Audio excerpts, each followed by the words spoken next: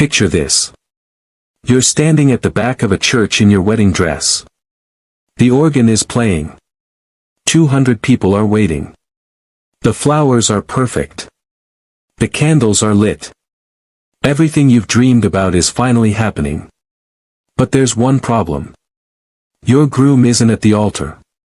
And neither is the priest. So you go looking for them. You walk down a quiet hallway. You open a door. And what you see in that moment destroys everything you thought you knew about love, faith, and trust. Now here's the question. What would you do next? Would you run? Would you scream? Would you pretend you never saw it? Or would you do what Eleanor Whitfield did? Because what she did next didn't just shock everyone in that church. It changed her entire life.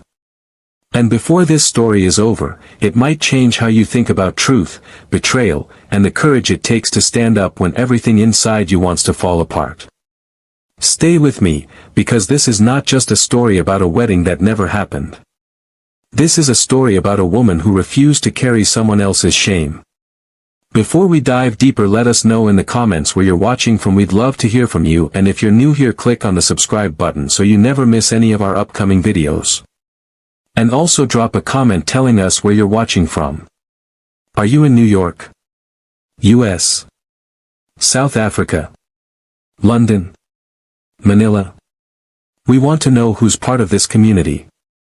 And if you've ever experienced betrayal or know someone who has, this story is going to resonate with you in ways you might not expect. Now, let's get into Eleanor's story. Because what happened that morning was years in the making, and to understand the betrayal, we need to understand the woman it happened to. Eleanor Whitfield was born in a small town in rural Pennsylvania, the kind of place where everyone knows everyone and secrets don't stay secret for long. She was the youngest of 3 daughters, raised by a mother who cleaned houses and a father who worked at the steel mill. They didn't have much money, but they had faith. Every Sunday morning, the Whitfield family sat in the 3rd pew from the front at St. Augustine's Church. Eleanor's mother always said that no matter how hard life got, God was watching. And Eleanor believed her. She grew up believing that if you were good, if you prayed, if you trusted in the Lord, things would work out. That belief shaped everything about who she became. Eleanor was the kind of child who helped her teachers clean the classroom after school. She volunteered at the church bake sales. She visited elderly neighbors and read to them. People in town called her an angel. And Eleanor tried her best to live up to that name. When Eleanor was 17, she met a boy named David Chen. He was kind, quiet, studying to be an engineer. They dated through her senior year of high school, and when he proposed the summer after graduation, Eleanor said yes without hesitation. They were married at St. Augustine's, the same church where Eleanor had been baptized. Father Marcus, who was young and newly ordained at the time, performed the ceremony. Eleanor remembered feeling so hopeful that day. She was 19 years old, wearing a simple white dress her mother had sewn by hand, and she believed with her whole heart that she and David would grow old together. And for a while, it seemed like they would. David got a good job at an engineering firm in Philadelphia. They moved into a small apartment in the city. Eleanor worked as a receptionist at a dental office. They saved money. They talked about having children. Life wasn't glamorous, but it was stable and happy. Then, when Eleanor was 26, David was diagnosed with pancreatic cancer. The doctors said it was aggressive. That they had caught it late. That treatment options were limited. Eleanor refused to believe it at first. David was only 28 years old. He was healthy. He didn't smoke. He exercised. How could this be happening? But cancer doesn't care about fairness. Over the next 14 months, Eleanor watched her husband fade away. She took time off work to care for him. She learned to administer medications, to help him bathe, to hold him when the pain got too bad. Their savings disappeared into medical bills. Their dreams of children and a house with a backyard vanished. And on a cold morning in March, with Eleanor holding his hand, David took his last breath. He was 29 years old. Eleanor was 27. And just like that, the life she had built crumbled into dust. The years after David's death were the hardest of Eleanor's life. She moved back to her hometown, back into her childhood bedroom in her parents' house. She got a job at the local library. She went to church every Sunday, sitting in that same third pew, but the prayers felt hollow now. She had been good. She had been faithful. She had done everything right. And God had still taken David from her. Eleanor struggled with anger, with depression, with a grief so heavy she could barely breathe under the weight of it. Her mother tried to comfort her, told her that God had a plan, that David was in a better place. But Eleanor didn't want David in a better place. She wanted him here, with her, alive. Still, Eleanor kept going. Because that's what you do. You wake up. You put one foot in front of the other. You survive. Even when you don't want to. For the next 20 years, Eleanor lived a quiet life. She never dated. The thought of opening her heart to someone else felt impossible. How could she trust that she wouldn't lose them too? How could she risk that kind of pain again? So she focused on work. She threw herself into the library, eventually becoming the head librarian. She took care of her parents as they aged. Her father passed away when she was 39. Her mother held on until Eleanor was 50. And then Eleanor was truly alone. No husband. No parents. No children. Just her, in the small house her parents had left her, surrounded by books and memories and a loneliness so deep it felt like drowning. Her sisters had moved away years ago. One lived in California, the other in Texas. They called on holidays, sent Christmas cards, but their lives were full with their own families. Eleanor understood. She didn't begrudge them their happiness. But she felt the absence of connection like a physical ache. People in town still knew Eleanor. She was a fixture at the library, at the church, at the local grocery store. But she had become somewhat invisible, the way middle-aged single women often do. People stopped asking if she was dating. They stopped setting her up on blind dates.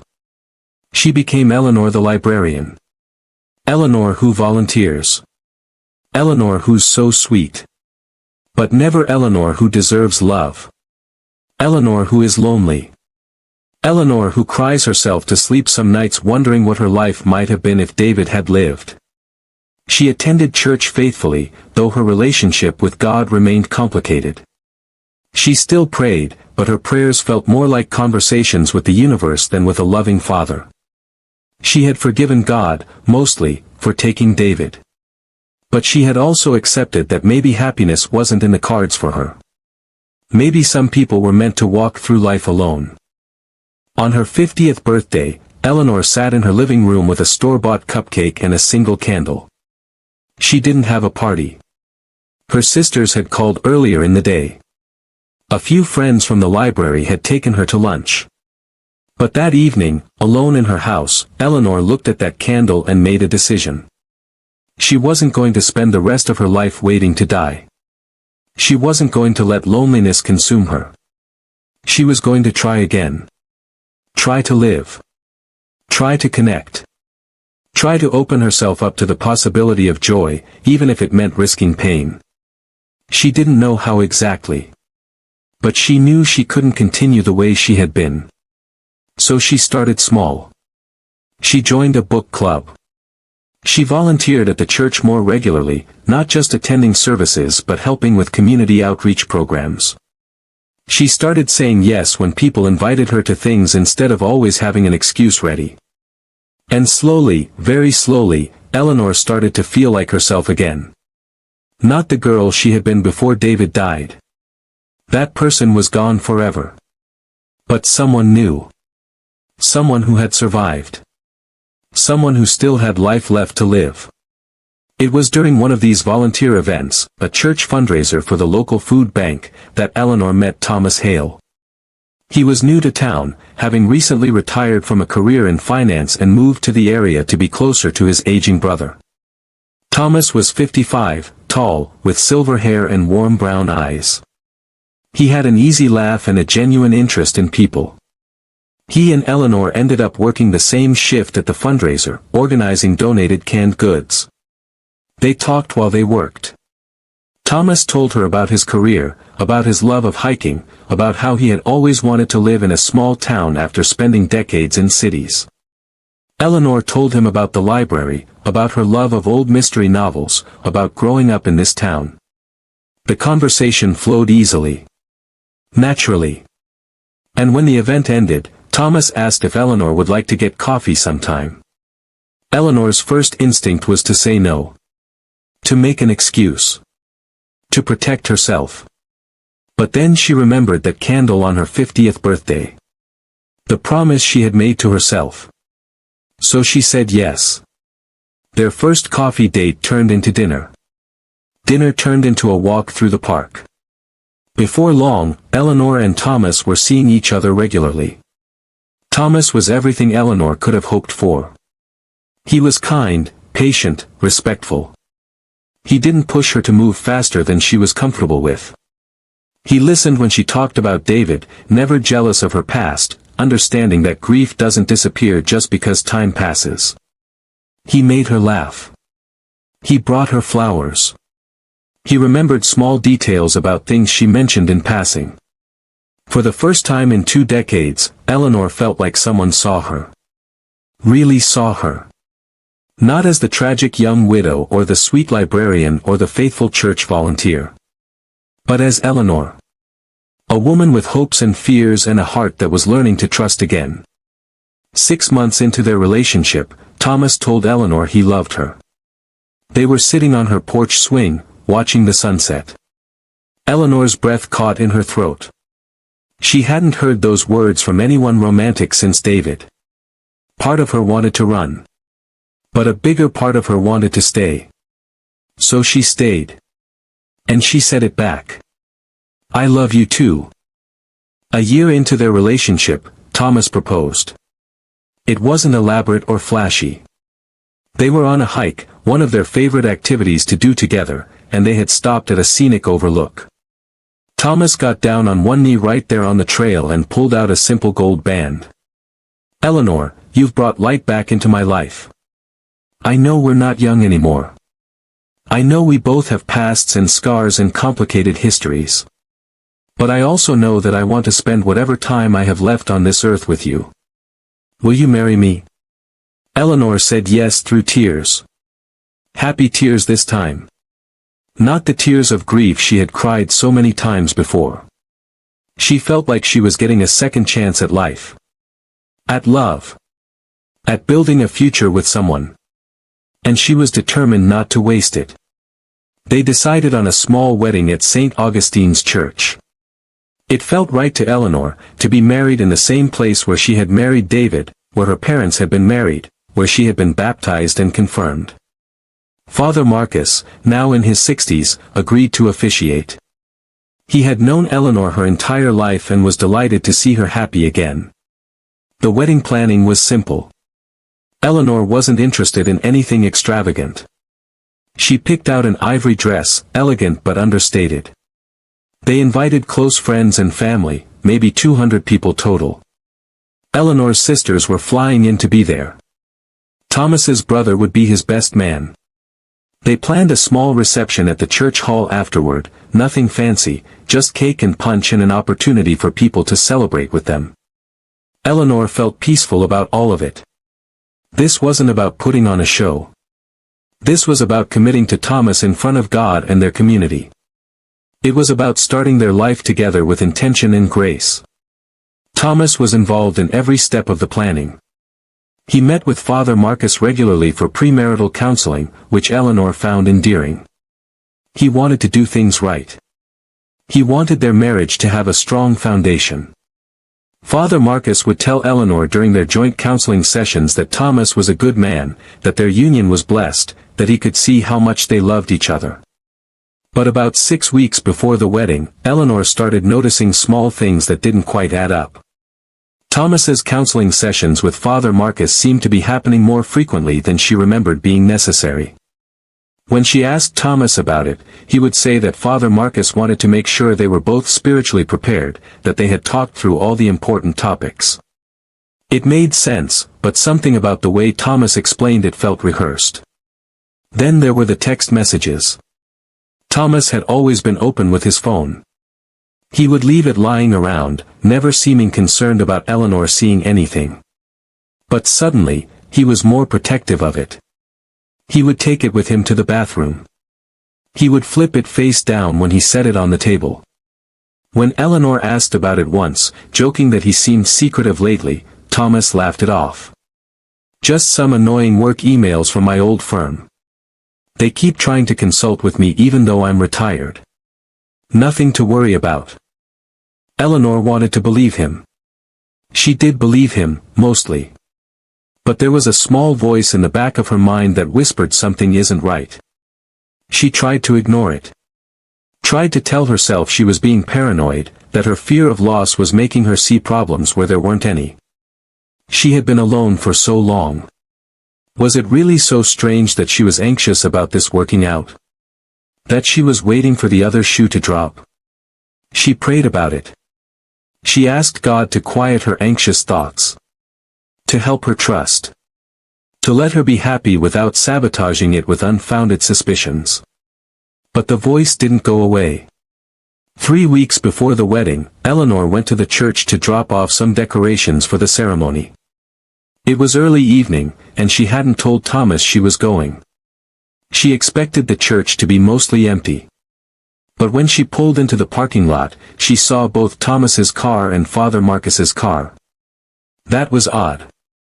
She knew they had a counseling session scheduled for later that week, but not tonight. Eleanor sat in her car for a moment, debating what to do. She could go in. She could call Thomas and ask why he was there. Or she could drive away and ask him about it later. She chose to go in, telling herself she was just being efficient by dropping off the decorations while she was there. The main sanctuary was dark. The church office was locked. But Eleanor noticed a light on in the hallway that led to the vestry and smaller meeting rooms. She walked quietly down that hallway, her footsteps muffled by the carpet. As she approached one of the rooms, she heard voices. Low. Intimate. She couldn't make out the words, but the tone was unmistakable. It was the way people talk when they're alone. When they think no one is listening. Eleanor's heart started pounding. She knew she should announce herself. Knock on the door. Call out hello. But something stopped her. Instead, she moved closer and peered through the small window in the door. What she saw made her stomach drop. Thomas and Father Marcus were sitting close together on a small couch. Too close. Their knees were touching. Father Marcus had his hand on Thomas's arm. They were leaning toward each other in a way that felt far too intimate for a counseling session. As Eleanor watched, Father Marcus said something that made Thomas laugh, and then Thomas reached up and touched Father Marcus's face. It was brief, barely a second, but it was tender. Affectionate. The gesture of someone who cares deeply for another person. Eleanor felt like she couldn't breathe. She stepped back from the window, her mind racing. What did she just see? What did it mean? Maybe they were just close friends. Maybe she was misinterpreting. Maybe her paranoia was turning something innocent into something suspicious. But even as she tried to rationalize it, Eleanor knew what she had seen. And she knew what it meant. She left the church without dropping off the decorations. She drove home in a daze. When Thomas came over later that evening, she didn't say anything about what she had witnessed. She needed time to think. To process. To figure out what to do. That night, Eleanor barely slept. She kept replaying what she had seen at the church. The way Thomas and Father Marcus had been sitting. The hand on the arm. The touch on the face. The intimacy of their body language. In the morning, Eleanor tried to tell herself she was overreacting. So they were close. So what? Thomas had said Father Marcus was easy to talk to, that their counseling sessions had become as much about friendship as about marriage preparation. That was normal, wasn't it? But the more Eleanor thought about it, the more pieces started clicking into place. Thomas's increased secrecy with his phone. The frequent private meetings with Father Marcus that seemed to go beyond normal premarital counseling. The way Thomas had become slightly distant with Eleanor over the past few weeks, present physically but somewhere else mentally. The way Father Marcus had been avoiding direct eye contact with Eleanor during their joint counseling sessions. Eleanor wanted to confront Thomas. To ask him directly what was going on. But she was afraid. Afraid of his answer. Afraid of looking foolish if she was wrong. Afraid of destroying her relationship over suspicions that might be unfounded. So instead, Eleanor started paying closer attention. She noticed that Thomas received text messages late at night that he would read and then quickly delete. When she asked who was messaging him so late, he would say it was his brother or an old colleague. She noticed that Thomas had started making excuses to go out in the evenings, saying he needed to run errands or take a drive to clear his head. One night, after Thomas left saying he was going to the hardware store, Eleanor drove by the store. His car wasn't there. She felt sick doing it, felt like she was becoming someone she didn't recognize, but she couldn't stop herself. She drove to the church. Thomas's car was in the parking lot. So was Father Marcus's. Eleanor sat in her car down the street, watching. An hour later, both men emerged from the church together. They stood talking in the parking lot for a few minutes, and then, before getting into their separate cars, they embraced. It wasn't a casual hug. It was long. Close. The kind of hug that speaks of comfort and connection and something deeper than friendship. Eleanor drove home before Thomas, arriving just minutes before he did. When he walked in, carrying a bag from the hardware store that he must have stopped at on his way home, Eleanor asked what he had bought. Just some screws and a new tape measure, Thomas said, showing her. Lost my old one. Eleanor nodded, said nothing about where she had been or what she had seen. That night, lying in bed alone, Eleanor faced a terrible truth. The man she was going to marry was having some kind of relationship with their priest. She didn't know the exact nature of it. She didn't have definitive proof of anything physical. But she knew, in the way women know, that she was being betrayed. The question was what to do about it. She could call off the wedding. She could confront Thomas privately and demand the truth. She could confront both Thomas and Father Marcus together. Or she could wait. See if they would come clean on their own. Give them the opportunity to be honest with her before she took any action. Eleanor decided to wait. Over the next 2 weeks, Eleanor continued planning the wedding as if everything was normal. She went to dress fittings. She finalized the menu for the reception. She confirmed details with the florist. And all the while, she watched. She paid attention. She documented, not with photos or recordings, but mentally noting every suspicious behavior, every unexplained absence, every lie that Thomas told about where he had been. She also prayed, though her prayers were no longer asking God to quiet her fears. Now she was asking for strength. For wisdom. For the courage to face whatever was coming. Because Eleanor had made a decision. If Thomas and Father Marcus were going to humiliate her, if they were going to betray her trust and her faith, they weren't going to do it quietly. They weren't going to make Eleanor the keeper of their secrets.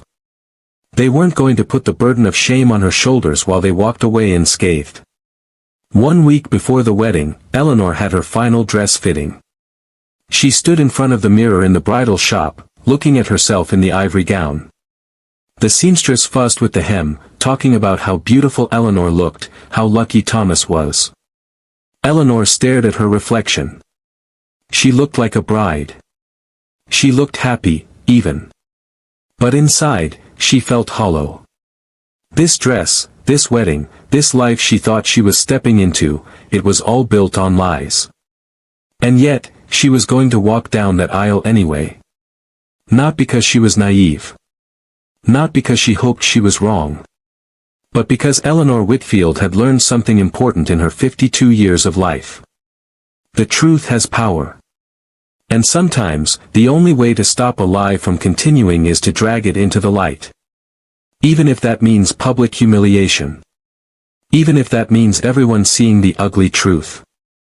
Because Eleanor was done protecting people who hurt her. She was done being the good girl who suffered in silence. She was done letting men hide behind respectability while women carried their shame. The night before the wedding, Eleanor's sisters arrived in town. They took her out to dinner, a small celebration, just the three of them. They talked about their childhood, about their parents, about how proud their mother would have been to see Eleanor happy again. Eleanor smiled and nodded and said all the right things. But inside, she was preparing herself for what she was about to do. After dinner, alone in her house, Eleanor laid out her wedding dress. She set her alarm for early the next morning. She wrote a letter, not to Thomas or Father Marcus, but to herself. A reminder of why she was doing this. A reminder that the truth mattered. That she mattered. That she deserved better than to be someone's secret shame. And then Eleanor went to bed. Tomorrow, everything would change. Tomorrow, the lie would end. Tomorrow, Eleanor Whitfield would walk into that church as a bride and walk out as something else entirely. A woman who chose truth over comfort. A woman who chose dignity over silence. A woman who refused to be broken by the men who betrayed her. If you're still watching at this point, drop a comment with "I'm still here." Let's see who's truly following this shocking story. Because what happens next is the moment everything Eleanor had been preparing for comes to fruition. The moment of truth is about to unfold, and I promise you, it's more powerful than you can imagine. Hit that like button if you're invested in Eleanor's story. And if you've ever had to make a choice between protecting someone else's reputation or standing up for yourself, this next part is going to hit you hard. Let's continue.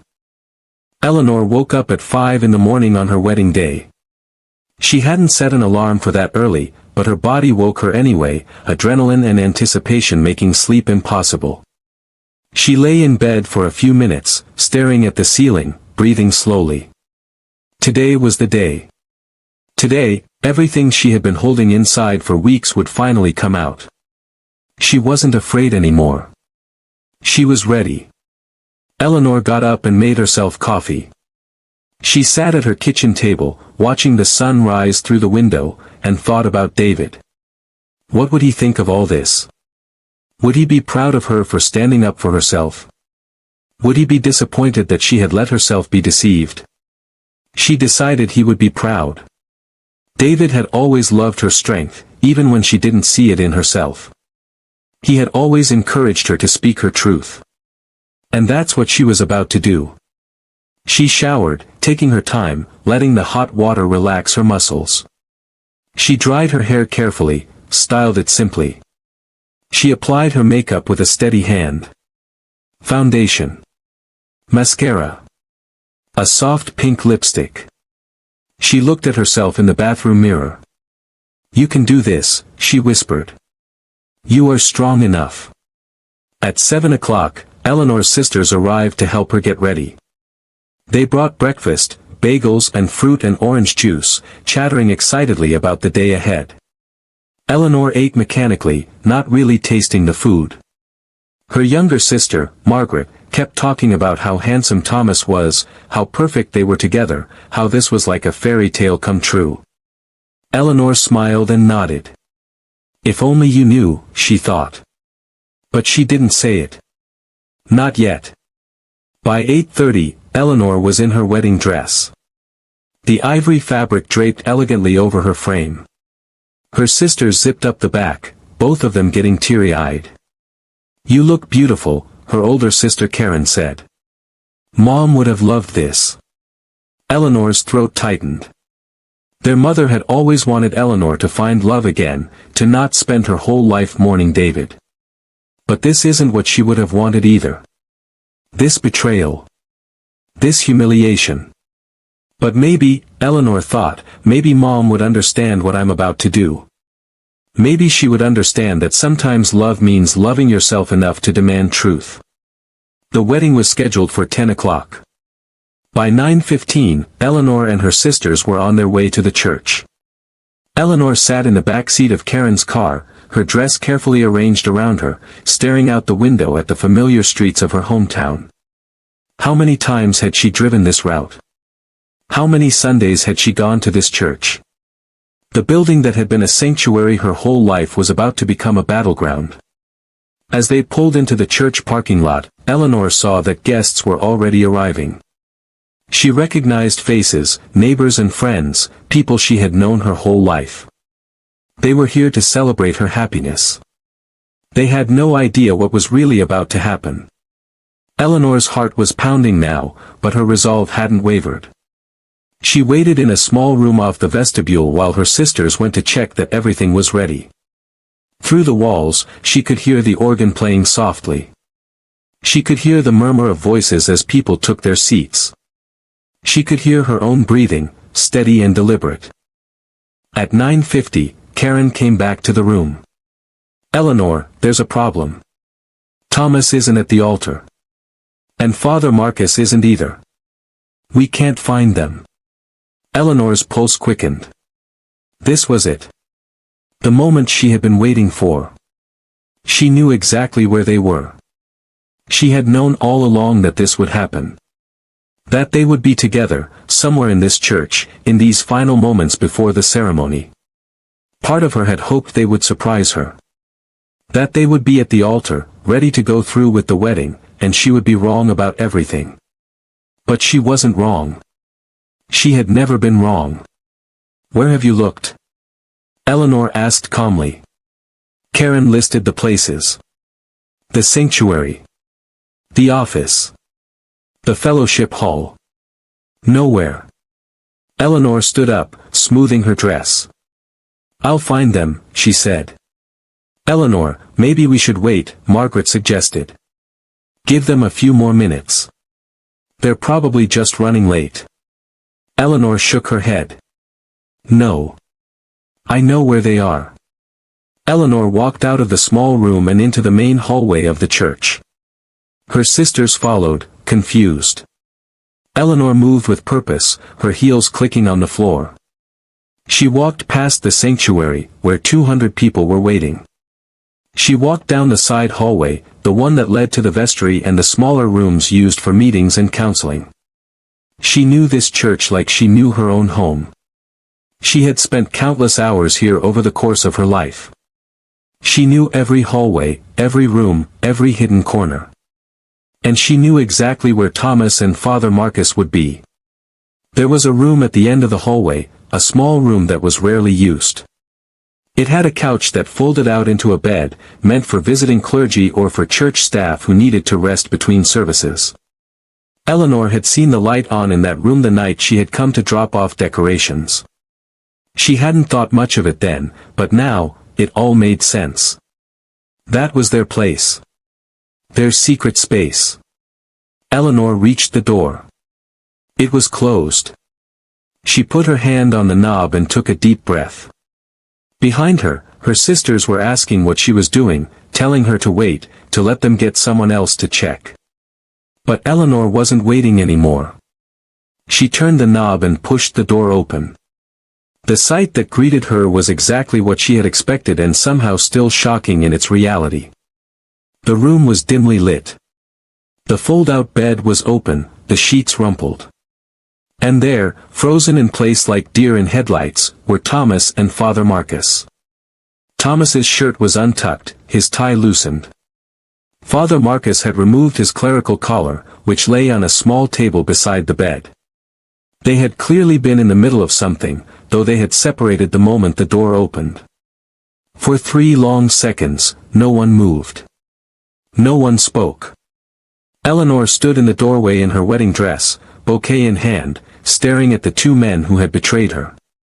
Her sisters appeared behind her, gasping when they saw what Eleanor was looking at. Eleanor's hands were steady. That surprised her. She had imagined this moment so many times over the past few weeks, and in her imagination, she was always shaking, always on the verge of tears or rage. But now, standing here facing the undeniable truth, she felt calm. Almost detached. Like she was watching this happen to someone else. Thomas found his voice first.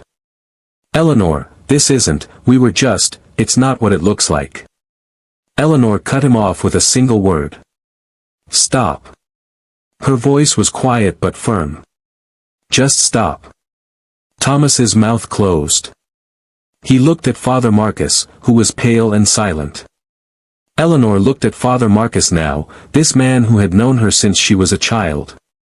Who had baptized her niece. Who had buried her mother. Who had counseled her and Thomas, telling them their marriage was blessed by God. How long? Eleanor asked. Father Marcus stammered. Eleanor, please, let me explain. How long? Eleanor repeated, louder this time. The two men exchanged glances. Finally, Thomas spoke, his voice barely above a whisper. 6 months. 6 months. Eleanor let that sink in. They had been together for 6 months. That meant this had started around the same time Thomas had proposed to her. Maybe even before. Every moment of their engagement had been built on lies. Every conversation about their future had been a performance.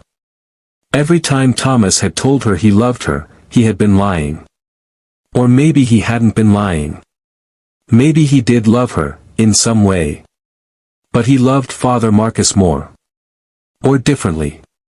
Or, Eleanor realized, maybe love had nothing to do with any of this. Maybe it was about something else entirely. Convenience. Appearances. Eleanor felt something crack inside her chest, but it wasn't her heart breaking. That would come later, in private moments when she was alone. Right now, what cracked was the last piece of hope she had been holding on to. The hope that she was wrong. That there was some other explanation. That explanation was gone now. There was only truth, ugly and undeniable. Behind Eleanor, her sisters were trying to usher her out of the room. Eleanor, come on, let's go, Karen was saying. We need to get you out of here. But Eleanor didn't move. She was staring at Thomas, this man she had trusted with her heart, this man she had believed was her second chance at happiness. Why? She asked. If you wanted to be with him, why did you propose to me? Why go through with all of this? Thomas's eyes filled with tears. He looked genuinely anguished, though Eleanor found it hard to care. I do care about you, Eleanor. I do. I thought I thought getting married would help me, would make things normal. Eleanor's laugh was bitter. Normal. You thought marrying me would make you normal. And what about me, Thomas? What about my feelings? What about my life? Did you think about that when you were planning to use me as your cover? Thomas flinched at the word cover, but he didn't deny it. I'm sorry, was all he could manage. I'm so sorry. Eleanor turned to Father Marcus. And you?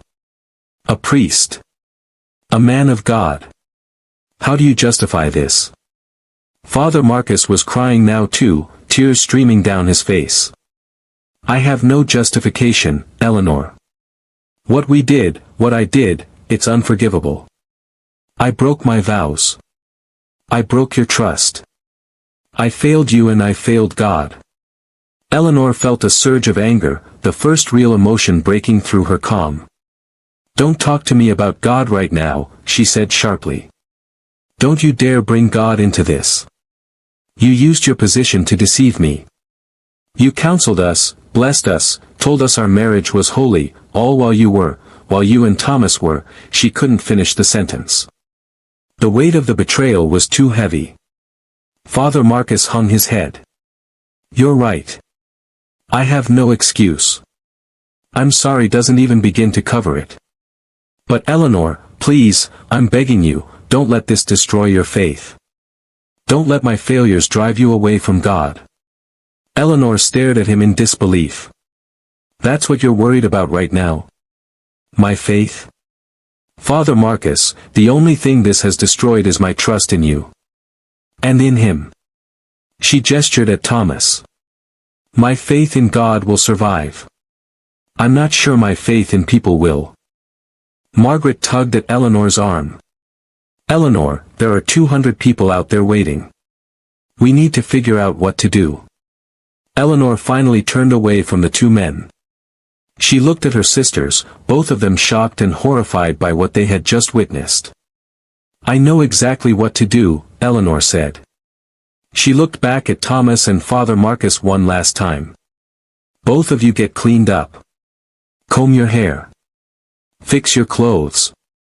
And then you're going to walk out into that sanctuary with me." Their eyes widened in fear. "Eleanor, no, please," Thomas started.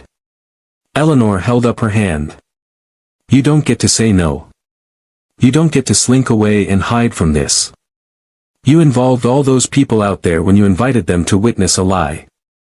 Now they're going to witness the truth." Father Marcus stepped forward. "Eleanor, think about what you're doing. If you expose this publicly, it will hurt so many people.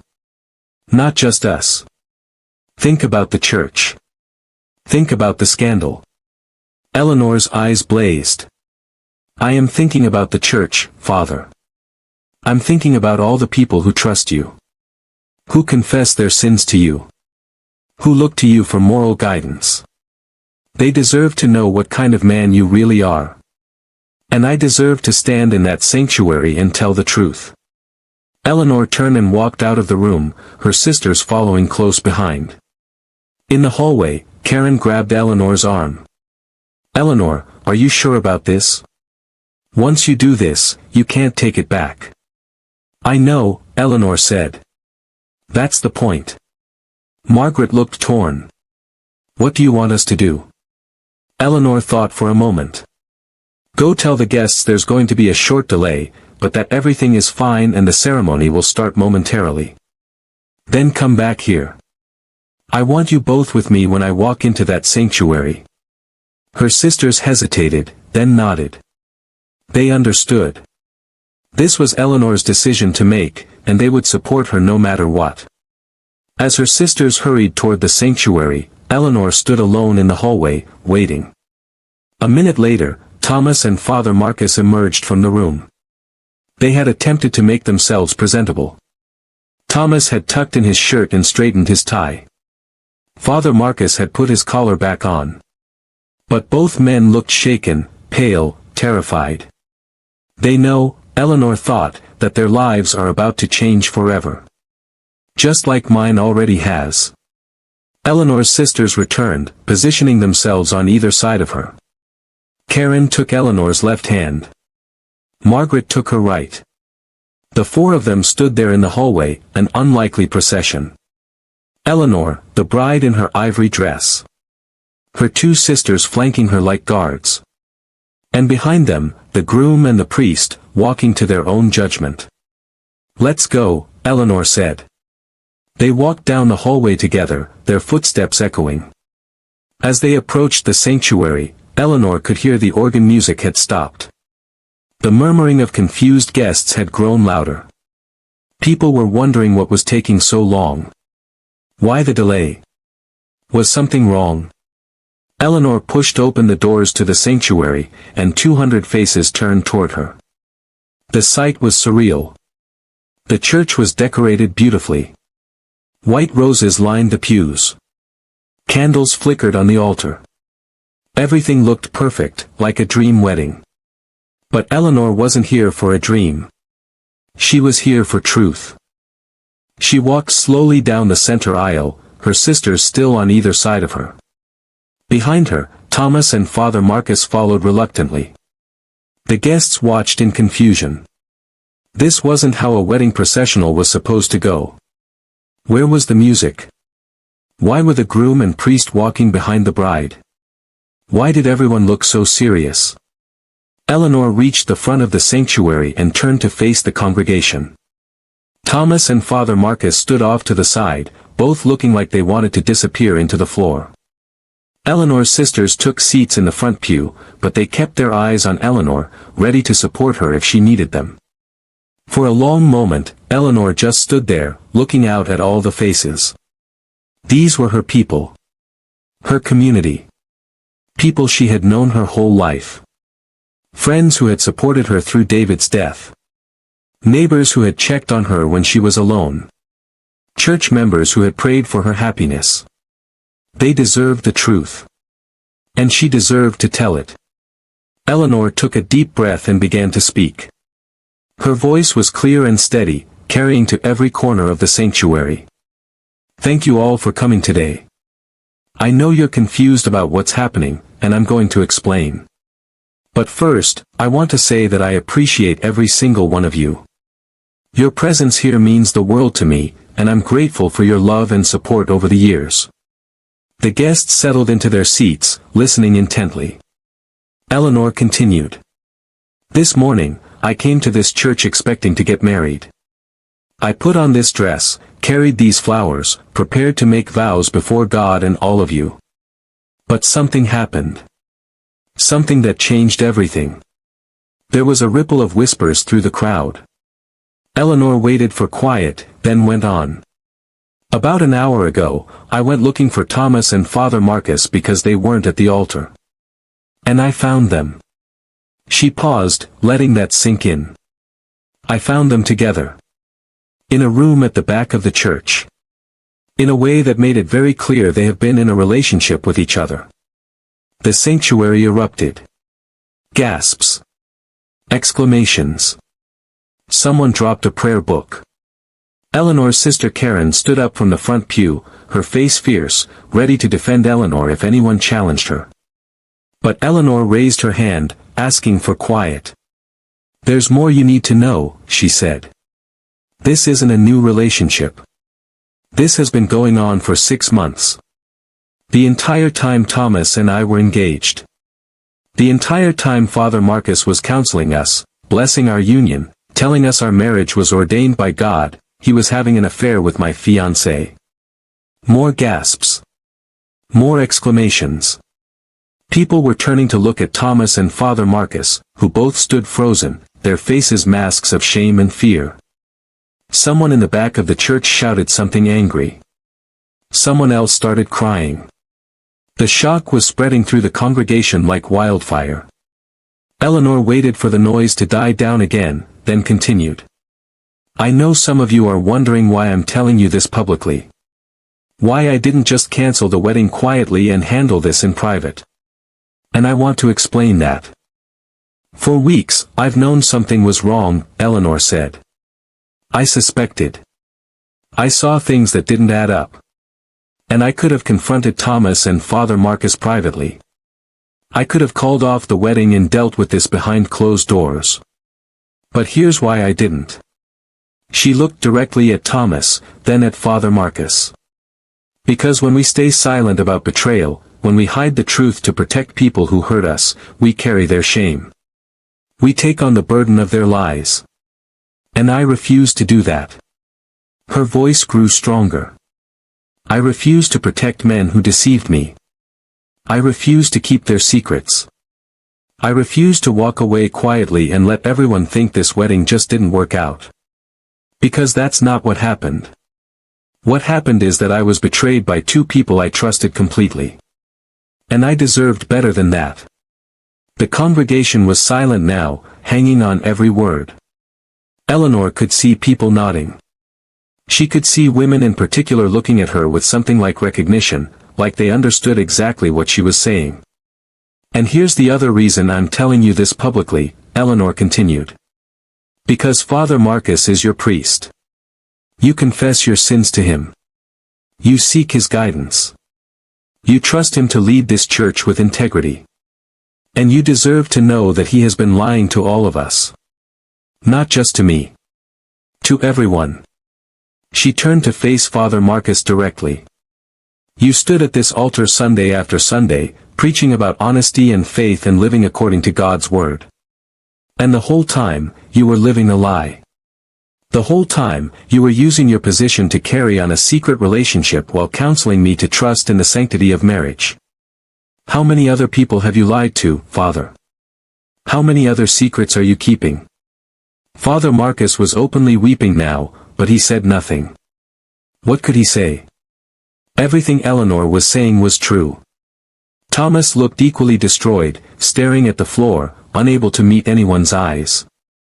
Eleanor turned back to the congregation. I'm not standing here for revenge, she said. I'm not trying to destroy anyone. I'm standing here because the truth matters. Because honesty matters. Because we teach our children to tell the truth, but then we ask adults, especially women, to hide the truth to avoid making people uncomfortable. Well, I'm uncomfortable. I've been uncomfortable for weeks. And I'm done pretending. For a moment after Eleanor finished speaking, the sanctuary was completely silent. No one seemed to know how to react. Then, from somewhere in the middle of the church, a woman stood up. It was Mrs. Patricia Hendricks, a woman in her 70s who had been a member of St. Augustine's for over 40 years. She looked at Father Marcus with an expression of profound disappointment. Father Marcus, she said, her voice shaking with emotion, you married my daughter. You baptized my grandchildren. My family has trusted you for decades. How could you do this? How could you betray not just Eleanor, but all of us? Father Marcus tried to respond. Mrs. Hendricks, I never meant, but Mrs. Hendricks cut him off. Don't make excuses. Just don't. She sat back down, and her husband put his arm around her shoulders as she began to cry. More people started standing up.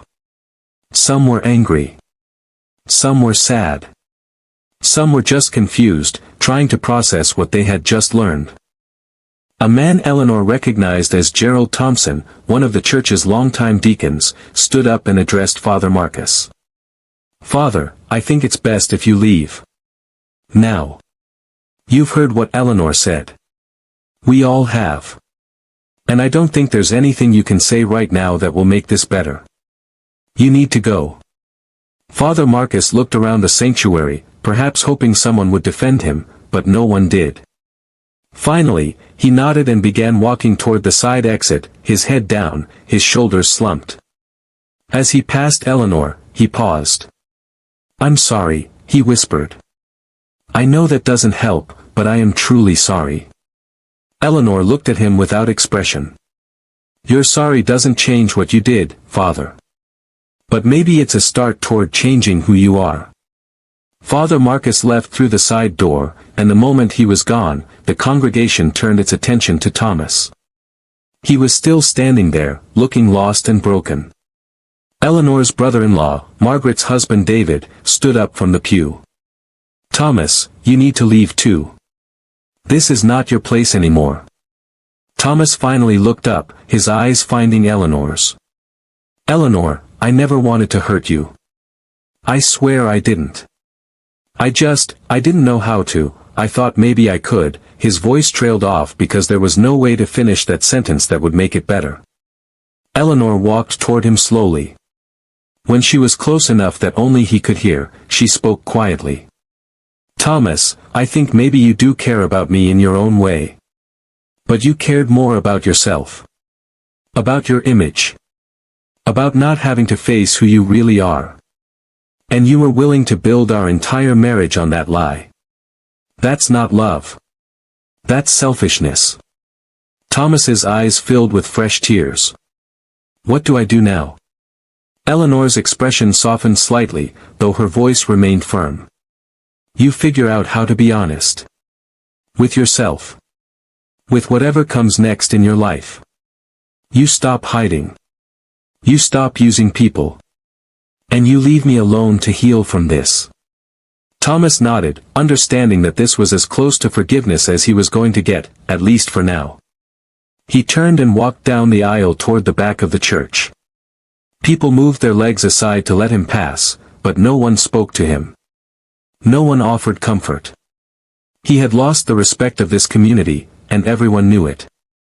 When the door closed behind Thomas, Eleanor turned back to face the congregation. The sanctuary was still full. No one had left. They were all watching her, waiting to see what would happen next. Eleanor smiled, a small, sad smile. "Well," she said, "this is not how I imagined this day going." A few people laughed nervously. The tension in the room broke slightly. Eleanor continued. "I know this is shocking. I know it's uncomfortable. And I know some of you probably think I should have handled this differently. Maybe some of you think I was wrong to expose this so publicly. And that's okay. You're entitled to your opinion. But I want you to understand something." She paused, gathering her thoughts. "For 20 years after my first husband died, I lived a quiet life. I didn't make waves. I didn't cause problems. I was the nice woman who worked at the library and volunteered at church and never asked for too much. And during those years, I forgot something important. I forgot that I matter. That my feelings matter. That my truth matters." She looked around the sanctuary, making eye contact with as many people as she could. "When Thomas proposed to me, I thought God was finally giving me a second chance at happiness. I thought I was being rewarded for all those years of faith and patience. But now I realize that maybe this wasn't about happiness. Maybe it was about something else.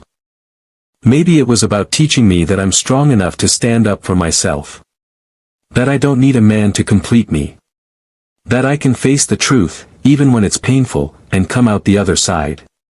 The congregation was listening intently now, and Eleanor could see that her words were resonating with people.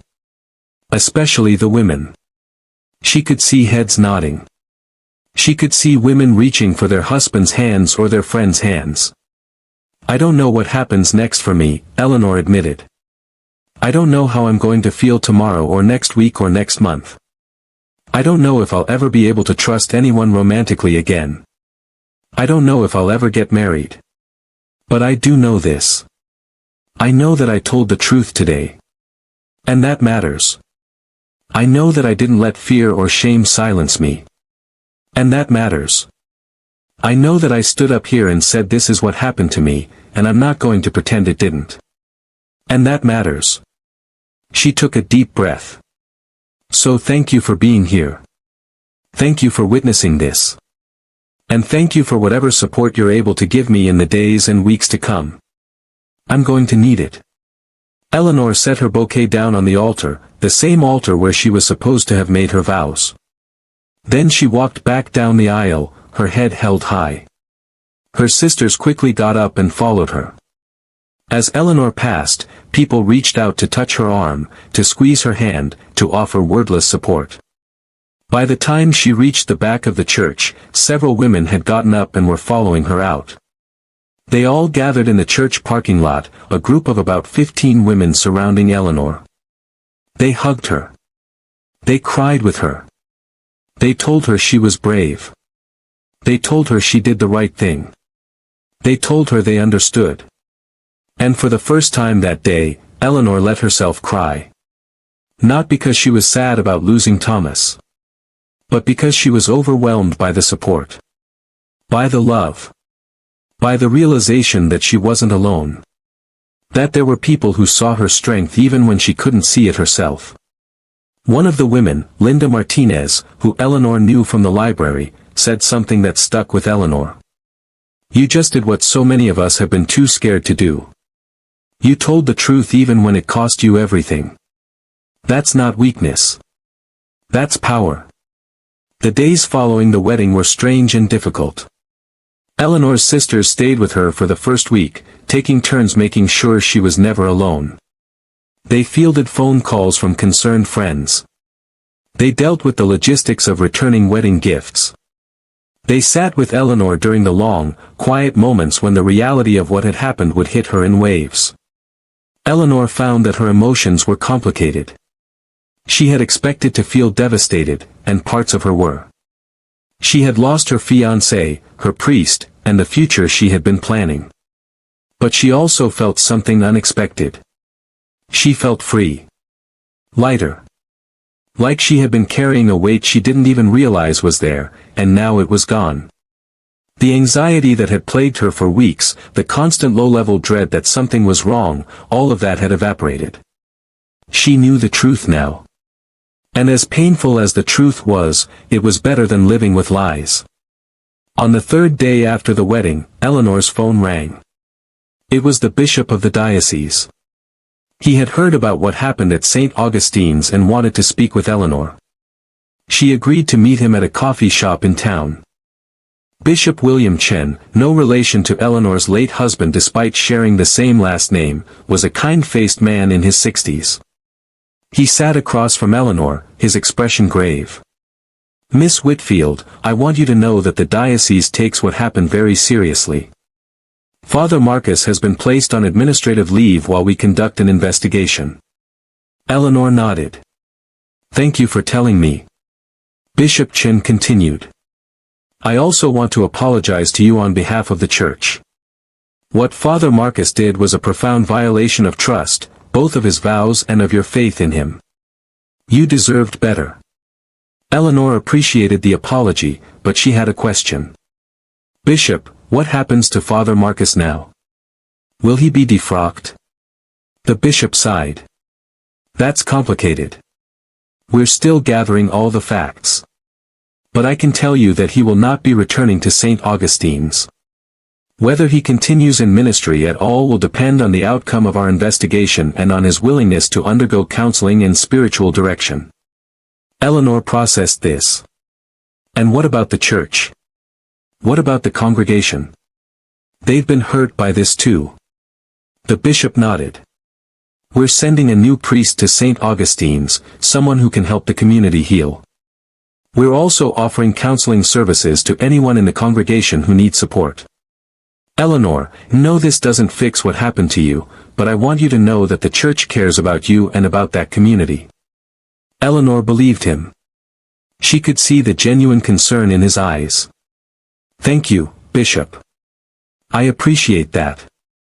They talked for a few more minutes, and then the bishop asked a question that surprised Eleanor. "Miss Whitfield, would you be willing to share your story with other congregations? To talk about what happened and how you handled it? I think there are many people who could benefit from hearing about your courage." Eleanor hadn't thought about that. The idea of reliving this experience over and over by telling her story to strangers was daunting. But she also understood what the bishop was getting at. How many other people were in situations where they knew something was wrong but were too afraid to speak up? How many people were carrying secrets to protect someone else? Maybe Eleanor's story could help them. "Let me think about it," she said. "I'm not ready yet. But maybe someday." The bishop nodded. "Whenever you're ready. If ever. The offer stands." In the second week after the wedding, Eleanor returned to work at the library.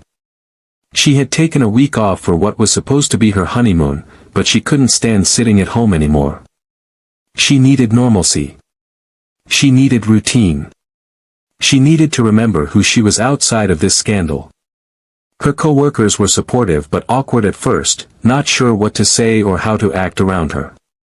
Eleanor addressed it head-on during their morning staff meeting. "I know everyone knows what happened," she said. "And I know it's weird. But I'm okay. Really. I don't want people walking on eggshells around me. If you want to ask me about it, ask. If you don't, that's fine too. But please just treat me like normal Eleanor." Her honesty broke the ice, and things gradually returned to a comfortable rhythm. Eleanor threw herself into her work. She organized a new children's reading program. She updated the library's database. She helped patrons find books and information. The familiar tasks were soothing. But Eleanor also noticed something new. Women kept approaching her. Quietly. Privately. To tell her their own stories. One woman told Eleanor about a husband who had cheated on her for years, and how she stayed because she was afraid of being alone. Another told her about a boss who had sexually harassed her, but she never reported it because she needed the job. A younger woman confessed that her boyfriend was emotionally abusive, but she kept making excuses for him because she loved him. Each of these women said the same thing. Watching Eleanor stand up and tell the truth had given them courage. Had made them realize they didn't have to accept mistreatment. Had shown them that speaking up was possible. Eleanor was moved by these conversations. She realized that her decision to expose the truth publicly, as painful and humiliating as it had been in the moment, had created something powerful. It had given other women permission to acknowledge their own pain. To name their own betrayals. To consider their own worth. This wasn't something Eleanor had intended. She hadn't exposed Thomas and Father Marcus to be a role model or to start a movement. She had done it for herself. Because she needed to. But the ripple effects were undeniable. Her story mattered to more people than just herself. 3 weeks after the wedding, Eleanor did something she hadn't done since David died. She went on a hike alone. There was a trail about 30 minutes outside of town that she and David used to walk together. After he died, Eleanor couldn't bring herself to go back. It hurt too much. But now, she felt drawn to it. She needed to reconnect with herself, with her memories, with the person she had been before all of this happened. The trail was beautiful, winding through woods and alongside a creek. It was a weekday morning, so Eleanor had the path mostly to herself. She walked slowly, breathing in the fresh air, listening to the birds, feeling the sun on her face. As she walked, she thought about David. About how much she had loved him. About how his death had nearly destroyed her. About how she had built a life anyway, piece by piece, even when it felt impossible. And then she thought about Thomas. About how she had been ready to love again. About how she had opened her heart despite her fear. About how that vulnerability had been exploited. It would be easy to decide never to trust again. Never to open up again. To build walls around her heart and live the rest of her life in safe, solitary protection. But Eleanor didn't want that. She didn't want Thomas and Father Marcus to take that from her. Eleanor reached a clearing where there was a bench overlooking the creek. She sat down, closing her eyes and just listening to the water. She thought about what Linda Martinez had said in the church parking lot. That Eleanor had done what many women were too scared to do. That telling the truth was power. Eleanor had never thought of herself as powerful. But maybe Linda was right. Maybe there was power in refusing to be silent. Power in standing up even when you're terrified. Power in choosing dignity over comfort. Eleanor opened her eyes and looked at the creek. The water just kept flowing, no matter what obstacles were in its path. It went over rocks, around branches, always moving forward. That's what I need to do, Eleanor thought. Keep moving forward. Not forget what happened. Not pretend it didn't hurt. But not let it stop me from living either. She sat there for a long time, making peace with her decision. Making peace with herself. When she finally stood up to head back down the trail, Eleanor felt different. Stronger. More certain of who she was and what she deserved. The road ahead wouldn't be easy. There would be hard days. There would be moments of doubt and pain and loneliness. But Eleanor knew now that she could handle it. She had already survived the worst. Everything else was just living.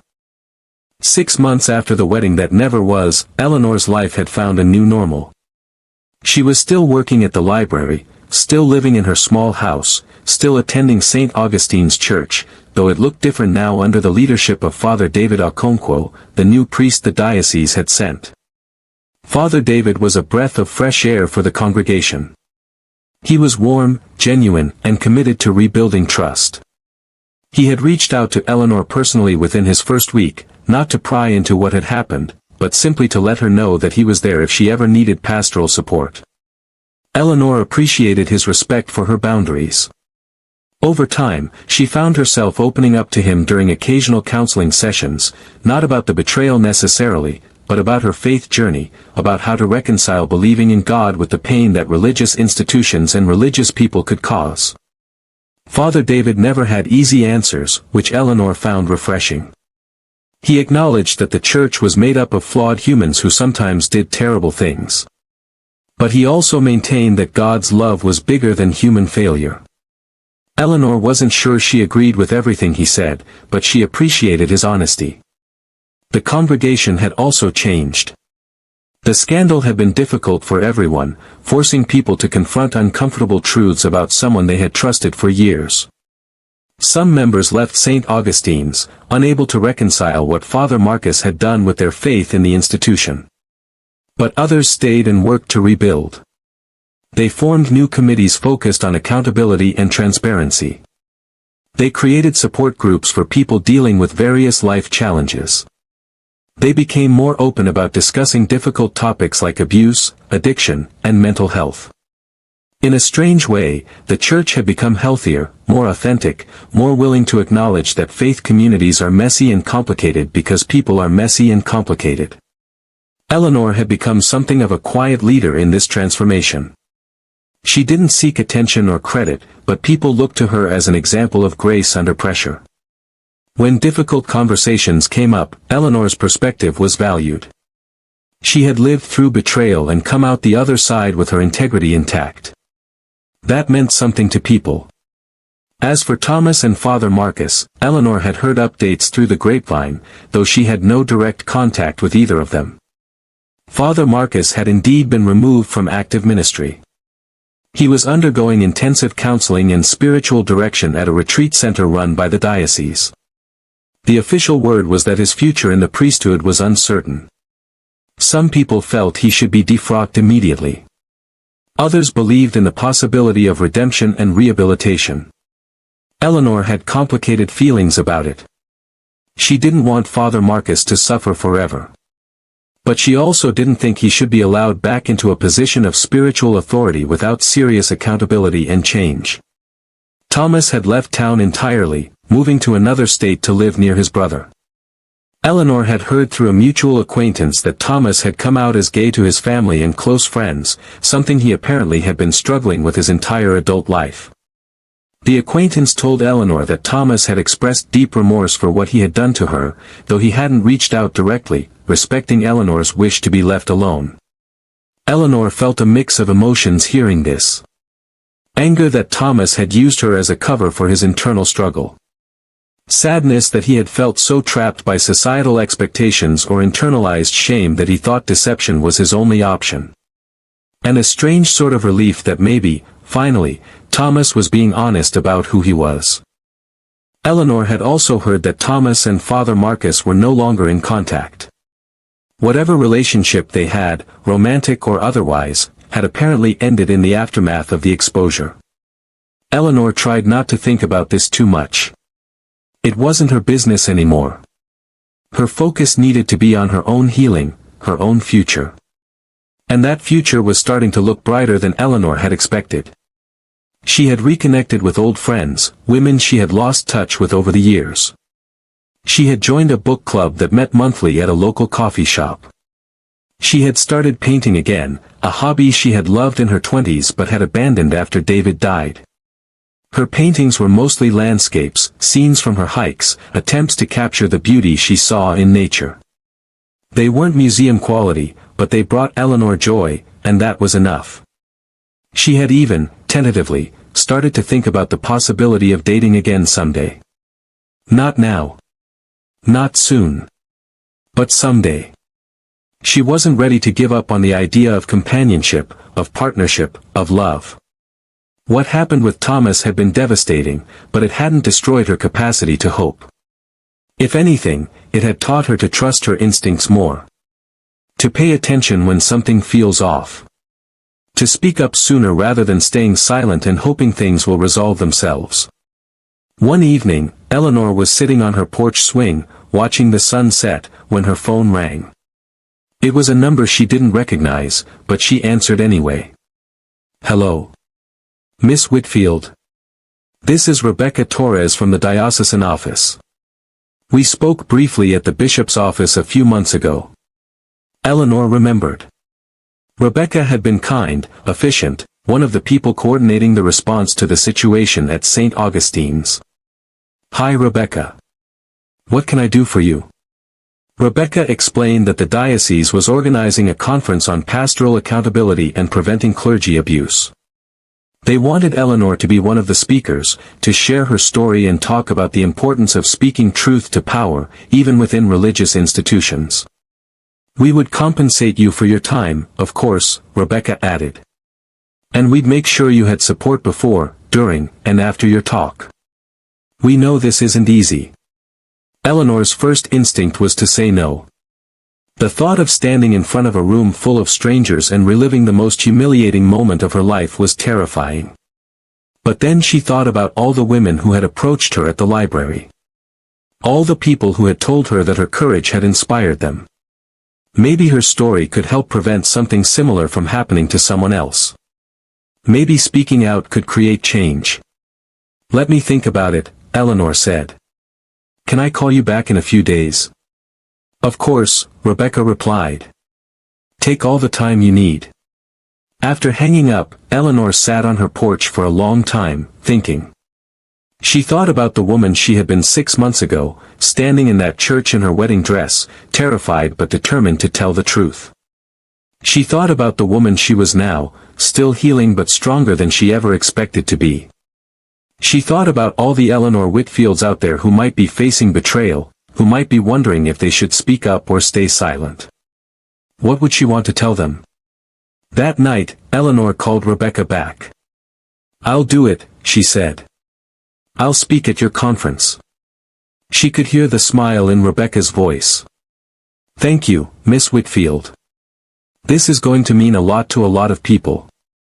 Eleanor hoped that was true. Because if her pain could serve a purpose, if her story could help someone else find the courage to speak their truth, then maybe all of this had been worth something. Maybe the worst day of her life could become the beginning of something meaningful. Not just for her, but for others who needed to know they weren't alone. That they mattered. That their truth mattered.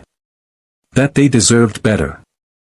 And that it was possible to survive betrayal and come out the other side whole.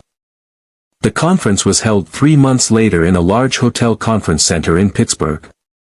Eleanor drove there with her sister Karen, who had insisted on coming along for moral support. The night before Eleanor's talk, she barely slept. She kept running through what she was going to say, worried that she would forget something important or that she would break down crying in front of everyone. Karen reassured her. "You don't have to be perfect, Eleanor. You just have to be honest. That's what people need to hear." The morning of her talk, Eleanor put on a simple navy dress and comfortable heels. She didn't want to look too formal or intimidating. She wanted to look approachable, like someone people could relate to. She and Karen arrived at the conference center early and checked in with Rebecca, who showed Eleanor the room where she would be speaking. It was bigger than Eleanor had imagined, with seating for about 300 people. Eleanor's stomach dropped. 300 people.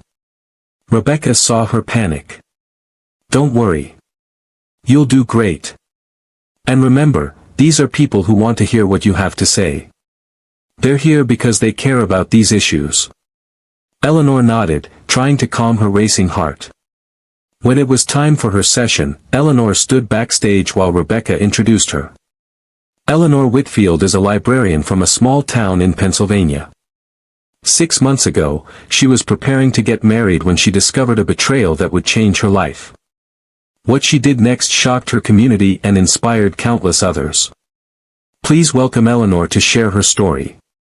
There was applause, and Eleanor walked onto the stage. The lights were bright, and she couldn't see most of the faces in the audience, which was actually helpful. It made it easier to focus on what she needed to say. She stood at the podium, took a deep breath, and began. "Thank you for having me here today. I'm not going to lie, standing up here is terrifying. Public speaking has never been my thing. But I'm here because I believe that telling the truth, even when it's uncomfortable, is important. So that's what I'm going to do. Tell you the truth about what happened to me. And hopefully, by the end, you'll understand why I made the choices I made. Eleanor told her story from the beginning. Meeting Thomas. Falling in love. Planning the wedding. The growing suspicions that something was wrong. Finding Thomas and Father Marcus together. The decision to expose the truth publicly rather than suffer in silence. She talked about the aftermath, the pain and the healing, the unexpected support and the harsh judgment. She talked about what she had learned about herself, about truth, about the cost of silence and the power of speaking up. As Eleanor spoke, she noticed that the room was completely silent. People were leaning forward in their seats, listening intently. Some were taking notes. Some were crying. When Eleanor described the moment she opened the door and saw Thomas and Father Marcus together, she heard gasps from the audience. When she described standing at the altar and telling the congregation what had happened, she heard murmurs of approval and support. Eleanor felt herself relaxing as she spoke. This was her story, and she knew it better than anyone. She didn't need to be polished or perfect. She just needed to be honest. Toward the end of her talk, Eleanor said something that surprised even herself. I want to be clear about something. I'm not angry anymore. I was for a while. I was furious at Thomas for using me. I was furious at Father Marcus for abusing his position. I was furious at myself for not seeing the signs sooner. But anger is exhausting.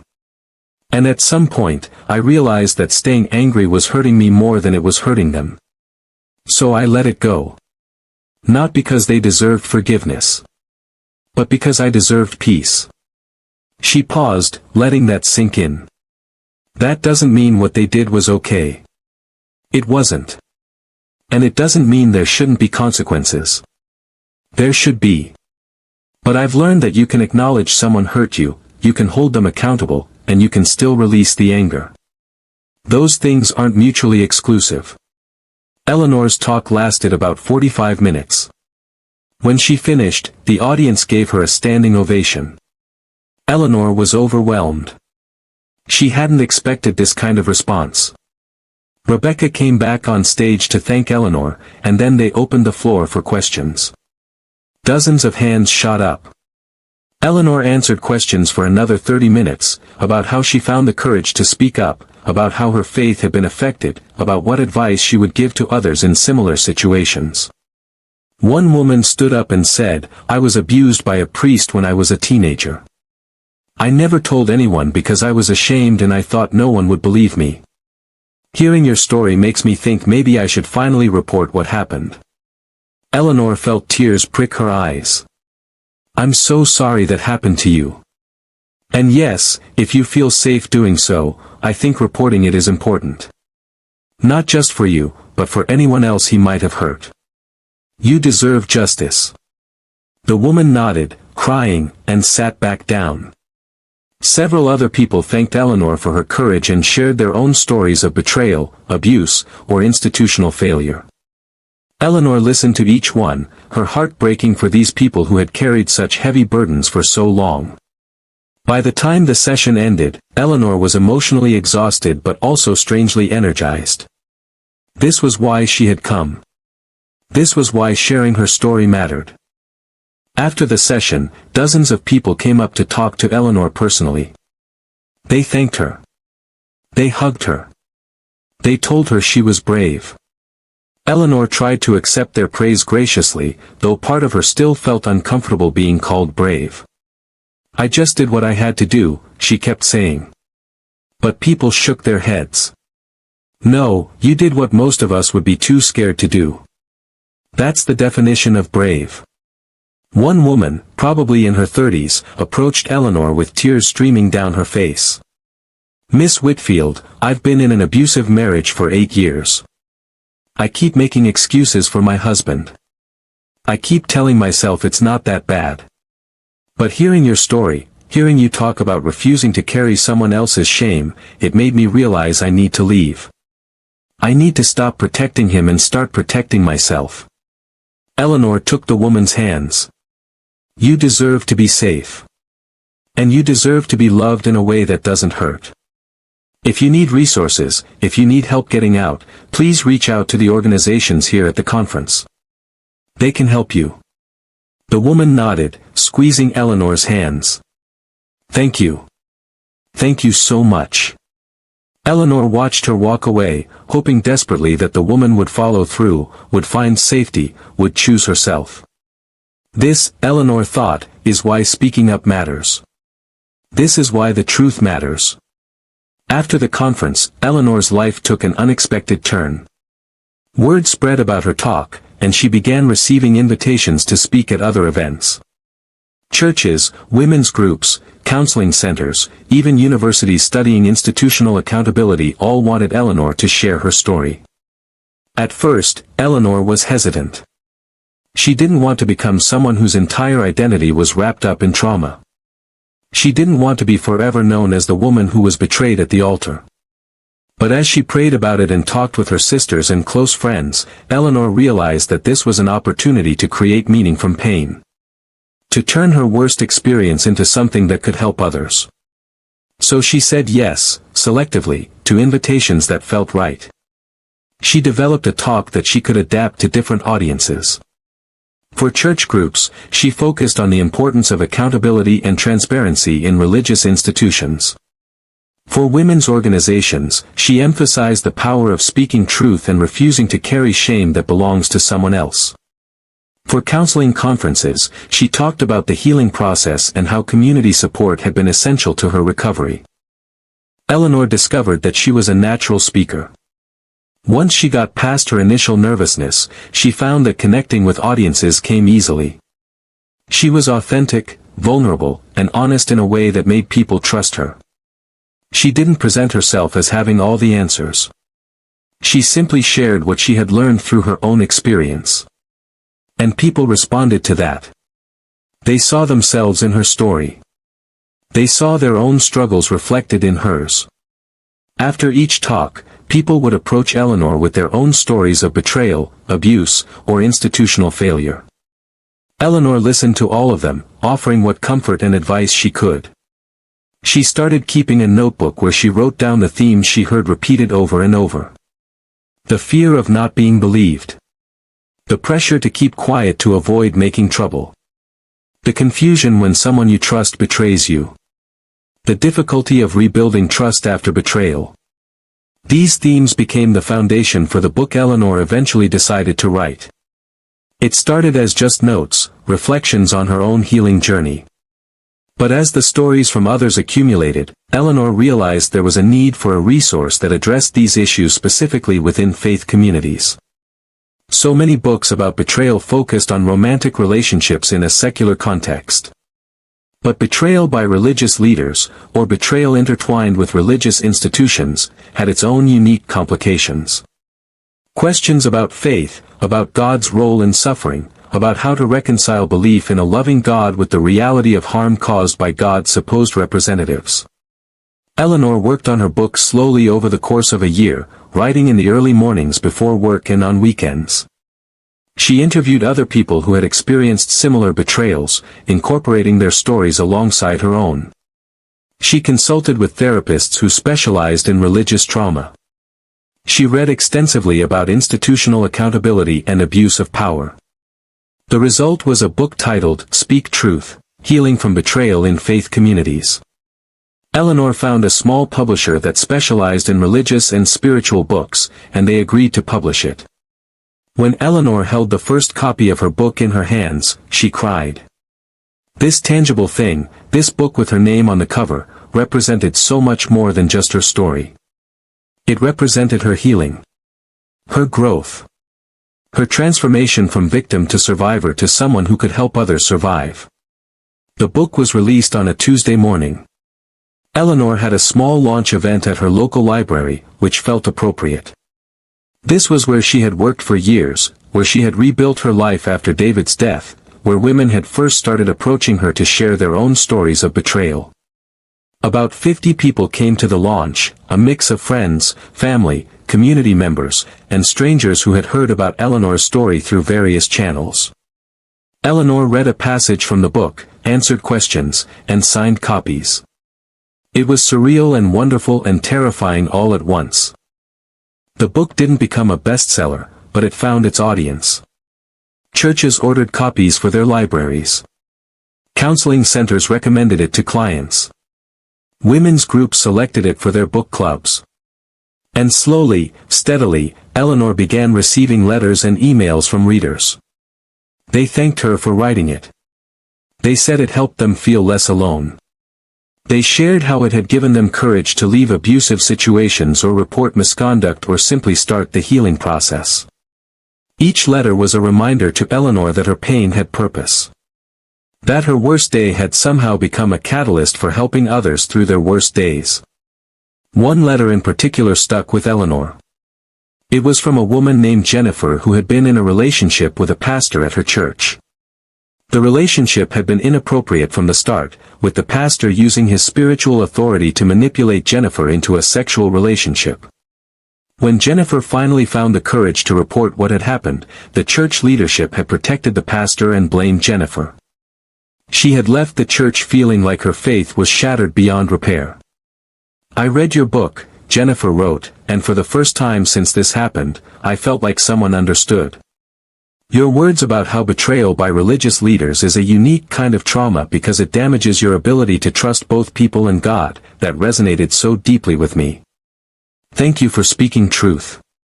Thank you for refusing to be silent. Your courage gave me courage. I've started seeing a therapist who specializes in religious trauma, and I'm slowly rebuilding my faith, though it looks very different now. I just wanted you to know that your story mattered to me." Eleanor kept that letter in a special folder along with others like it. On hard days, when she questioned whether speaking out had been worth the pain and exposure, she would read these letters and remember why she had made the choice she had. It wasn't about revenge or vindication. It was about truth. And truth, as Eleanor had learned, had the power to set people free. Not just free from lies and deception, but free from the belief that they had to suffer in silence. Free from the shame that belonged to someone else. Free from the weight of carrying secrets that were never theirs to carry in the first place. Meanwhile, Eleanor's own healing continued. It wasn't linear. There were still hard days when she felt the sting of Thomas's betrayal, when she questioned whether she would ever be able to fully trust again, when she wondered if she had made the right choice in exposing the truth so publicly. But those days became less frequent over time. And on the good days, which were most days now, Eleanor felt genuinely happy. She had built a life that was full and meaningful, even if it looked nothing like what she had expected. She had deep friendships. She had work that mattered. She had a community that valued her. And she had a sense of purpose that came from using her experience to help others. 2 years after the wedding that never was, Eleanor received an unexpected phone call. It was from Thomas. She almost didn't answer when she saw his name on the caller ID, but curiosity got the better of her. "Hello? Eleanor? It's Thomas. I hope it's okay that I'm calling. I got your number from Karen. I told her I wanted to apologize to you properly, and she said she'd give you my number but that it was up to you whether to reach out." Eleanor's sister had mentioned this to her a few weeks ago, but Eleanor had been unsure about whether she wanted contact with Thomas. Now that he was on the phone, she felt surprisingly calm. "What do you want to say, Thomas?" There was a long pause. "I want to apologize. I know I said that before, on the day of the wedding, but I was in shock then. I wasn't able to articulate what I really needed to say. And I know this is incredibly late, but I've been in therapy, working through a lot of things, and my therapist encouraged me to make amends to the people I've hurt. So here I am. If you're willing to listen." Eleanor sat down on her couch, getting comfortable. "Okay. I'm listening." Thomas took a deep breath and began. "Eleanor, what I did to you was inexcusable. I used you. I lied to you. I let you believe we were building a future together when I knew, on some level, that I wasn't being honest with myself or with you about who I am and what I wanted.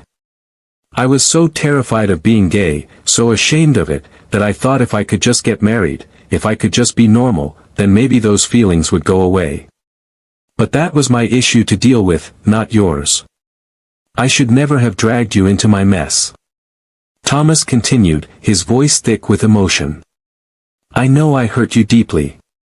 I know I made you question your judgment and your trust. I know I humiliated you in front of your entire community. And I know that saying I'm sorry doesn't fix any of that. But I am sorry, Eleanor. I'm genuinely, deeply sorry.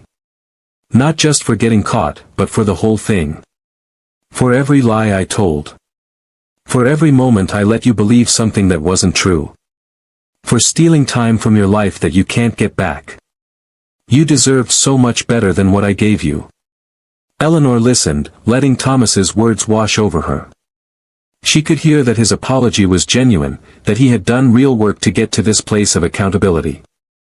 How are you doing now? She asked. Thomas seemed surprised by the question. I'm okay. Better than I was.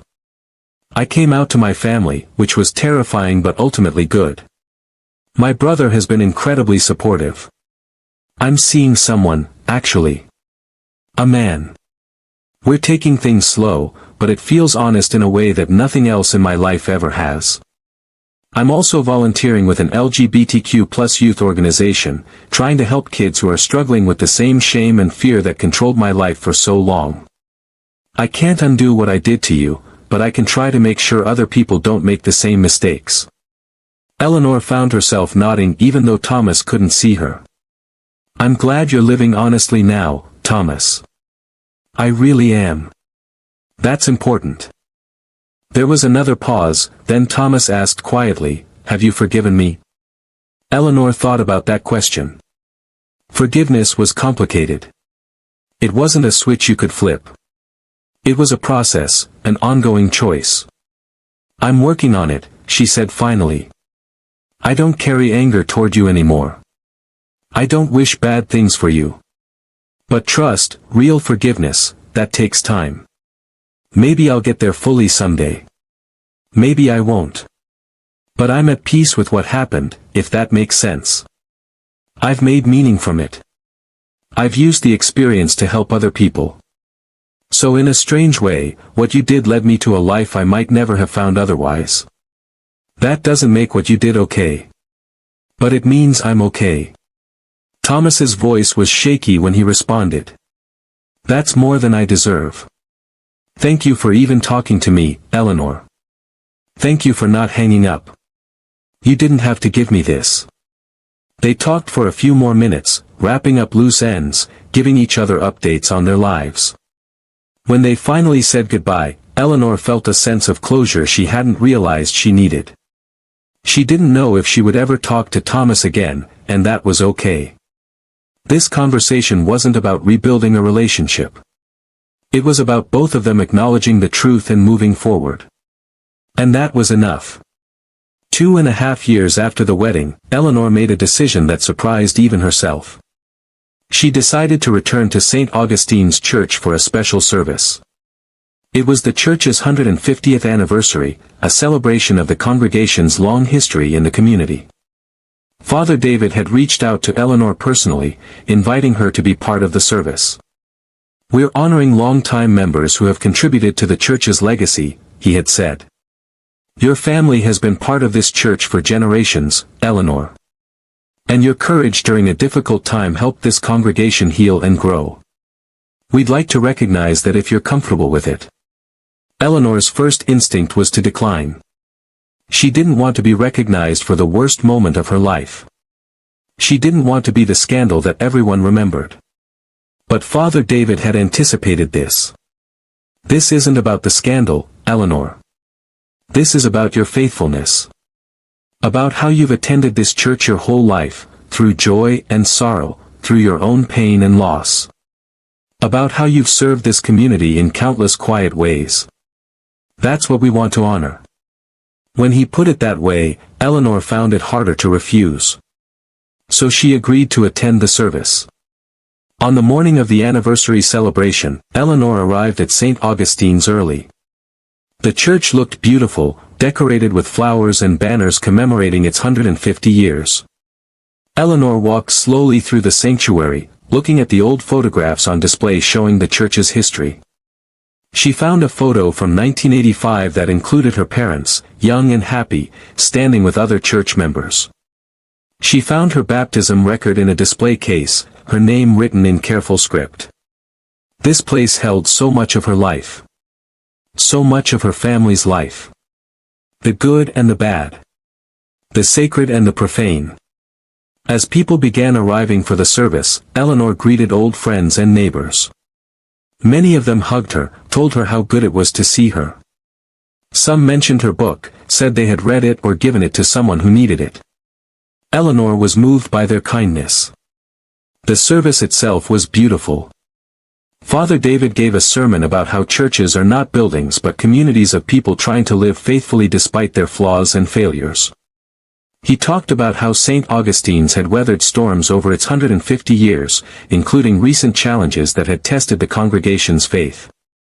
But through it all, the community had chosen truth and accountability and healing. And that, he said, is what makes a church strong.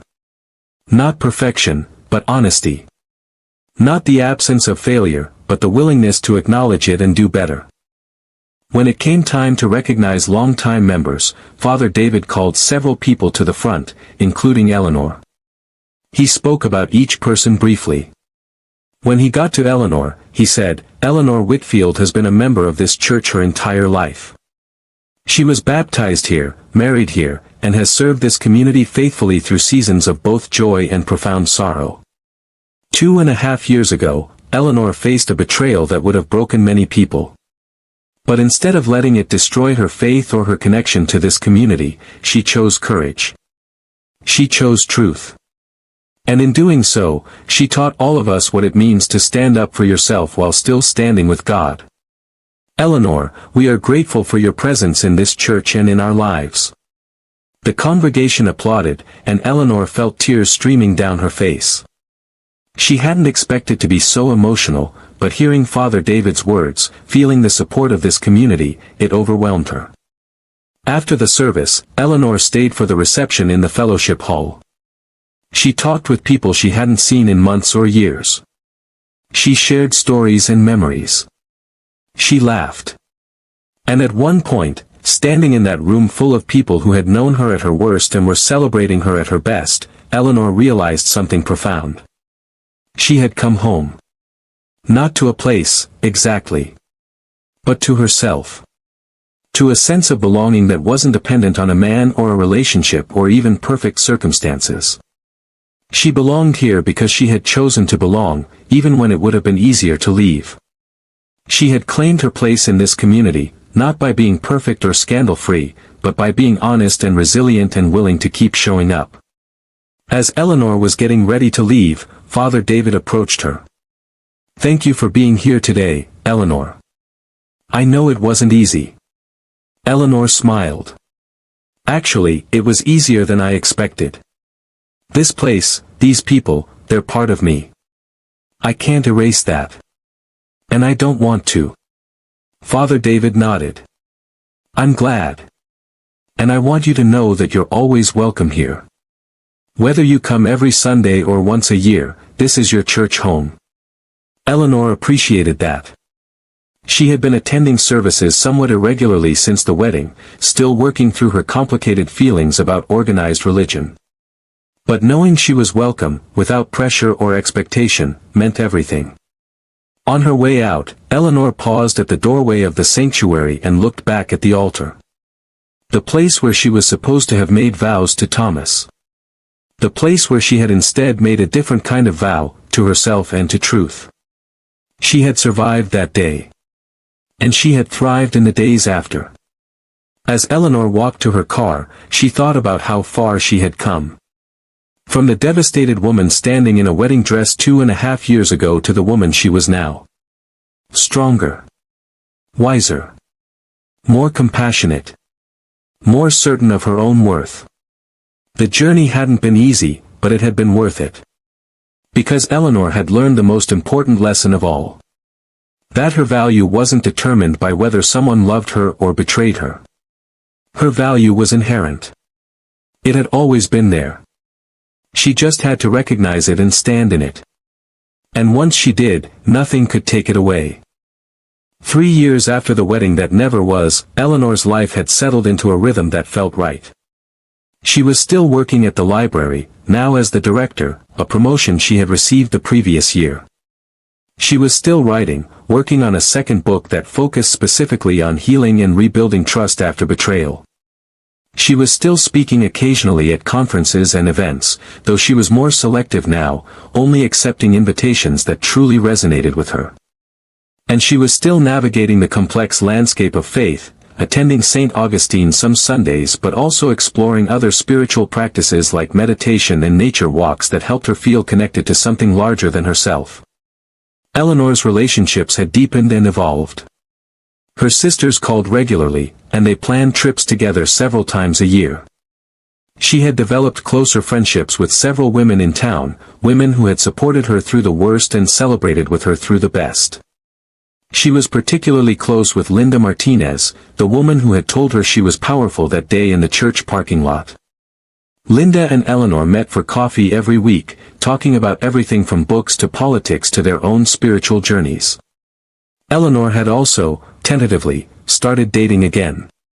Not seriously. Not with any expectation of marriage or lifelong commitment. But she had accepted a few dinner invitations from men who seemed kind and genuine. One man, Robert Harris, a retired teacher who volunteered at the library's literacy program, had become a regular companion. They went to movies together, took long walks, shared meals. It was comfortable and easy, with no pressure on either side. Robert knew about Eleanor's history, about Thomas and the betrayal. Eleanor had been upfront about it from their first conversation because she refused to start any relationship with secrets or half-truths. Robert had listened without judgment and had simply said, "That took incredible courage. I admire that about you." They had been seeing each other for about 6 months now, and Eleanor found herself genuinely enjoying his company. She didn't know if it would turn into something more serious, and she was okay with not knowing. She had learned to live in the present, to appreciate what she had rather than constantly worrying about what might come next. Robert had his own complicated history, a divorce after 30 years of marriage, and like Eleanor, he was navigating what it meant to open your heart again after it had been broken. They understood each other in that way. Neither of them was in a hurry. They were just enjoying getting to know each other. Eleanor had also reconnected with something she had lost in the years after David's death and during her relationship with Thomas. Joy. Simple, uncomplicated joy. She found it in small things. The first cup of coffee in the morning. A good book that made her lose track of time. The laughter of children at the library's story hour. The colors of leaves changing in autumn. The satisfaction of finishing a painting. These moments of joy didn't erase the pain she had experienced, but they existed alongside it, reminding her that life was more than just surviving trauma. Life was also about living, really living, with openness and curiosity and gratitude. Eleanor had started keeping a gratitude journal, writing down 3 things she was thankful for each day. Some days it was easy to fill the page. Other days she had to really think about it. But the practice had shifted her perspective. Instead of focusing on what she had lost or what had been taken from her, she focused on what remained. And what remained was a lot. More than she had realized. One Saturday afternoon, Eleanor was at the library organizing a display of local authors when a young woman approached her. "Excuse me, are you Eleanor Whitfield?" Eleanor looked up and smiled. "Yes, that's me. Can I help you?" The young woman, probably in her mid-20s, looked nervous. "I hope this isn't weird, but I read your book. Speak Truth. It changed my life." Eleanor set down the books she was holding and gave the woman her full attention. "I'm so glad it helped you. Would you like to tell me about it?" The woman nodded, her eyes filling with tears. "I was in a relationship with my youth pastor when I was 17. He told me it was special, that God had brought us together, that we had to keep it secret because people wouldn't understand. It went on for 2 years before I finally told someone and he was fired. But I spent years thinking it was my fault. Thinking I had seduced him or something. Your book helped me understand that it wasn't my fault. That he used his position and his supposed spiritual authority to manipulate me. That I was a victim, not a willing participant. Eleanor's heart ached for this young woman. She stepped around the desk and hugged her. I'm so sorry that happened to you. It absolutely was not your fault. You were a child. He was an adult in a position of power. What he did was abuse, and you deserved so much better. The young woman sobbed into Eleanor's shoulder for a moment, then pulled back, wiping her eyes. Thank you. Thank you for writing that book. Thank you for speaking up. It made me feel less alone. Eleanor squeezed her hand. You're not alone. Unfortunately, your story is more common than it should be. But that means there's a whole community of survivors who understand. Have you gotten counseling? The woman nodded. Yes, I've been seeing a therapist for the past year. It's helped a lot. Eleanor was relieved to hear that. That's good. Keep doing that. Keep taking care of yourself. And if you ever need to talk or need resources, please don't hesitate to reach out. The woman thanked her again and left. Eleanor stood there for a moment, processing the encounter. 3 years ago, she couldn't have imagined that her story would touch people in this way. That her pain would somehow help others name their own pain and begin healing. It was both heartbreaking and hopeful. Heartbreaking because there were so many people who had been hurt by those they should have been able to trust. Hopeful because by speaking truth, by refusing to stay silent, she was helping to break cycles of abuse and secrecy. Eleanor returned to her work, but the encounter stayed with her for the rest of the day. It reminded her why she had made the choice she had that morning 3 years ago. Why she had stood in that sanctuary and told the truth even though it was terrifying and humiliating. Because silence protects perpetrators. Truth protects victims. And Eleanor had chosen truth. As Eleanor's 3rd anniversary of the non-wedding approached, she found herself reflecting on everything that had happened since that day. She thought about the Eleanor who had walked down that hallway in her wedding dress, heart pounding, about to face the worst betrayal of her life. That Eleanor had been terrified but determined. Hurt but not broken. And the Eleanor she was now, 3 years later, was a testament to what happens when you choose courage over comfort, truth over silence, dignity over shame. Eleanor decided to mark the anniversary in a meaningful way. She invited her sisters, a few close friends, Linda, and Robert to her house for dinner.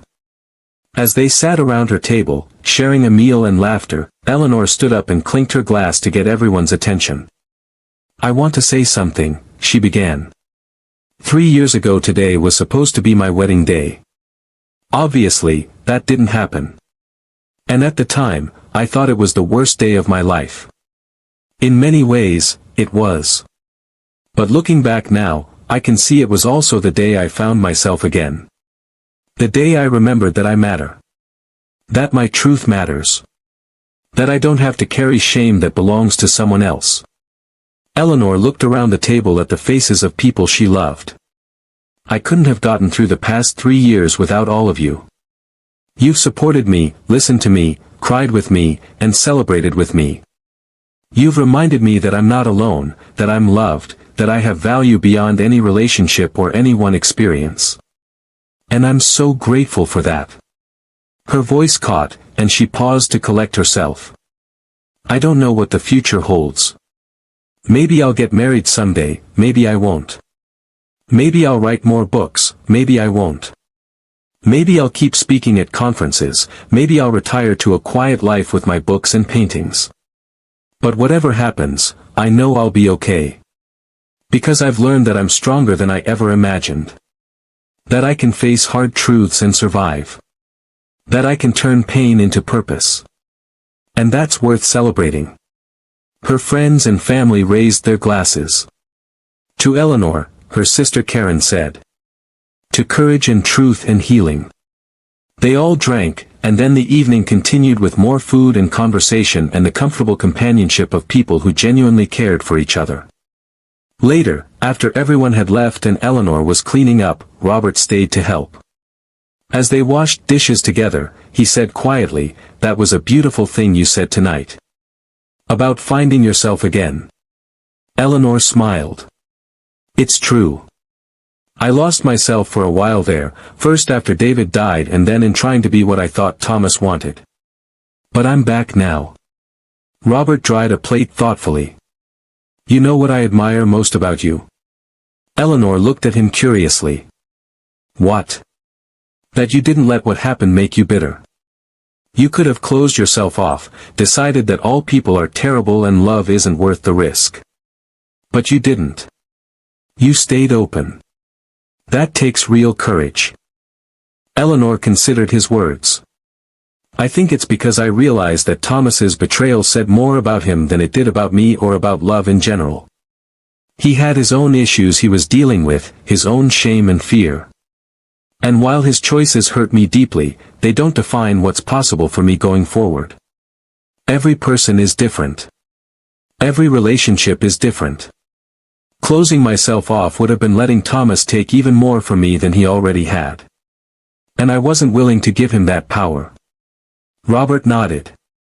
"That's a healthy way to look at it. Not everyone can do that."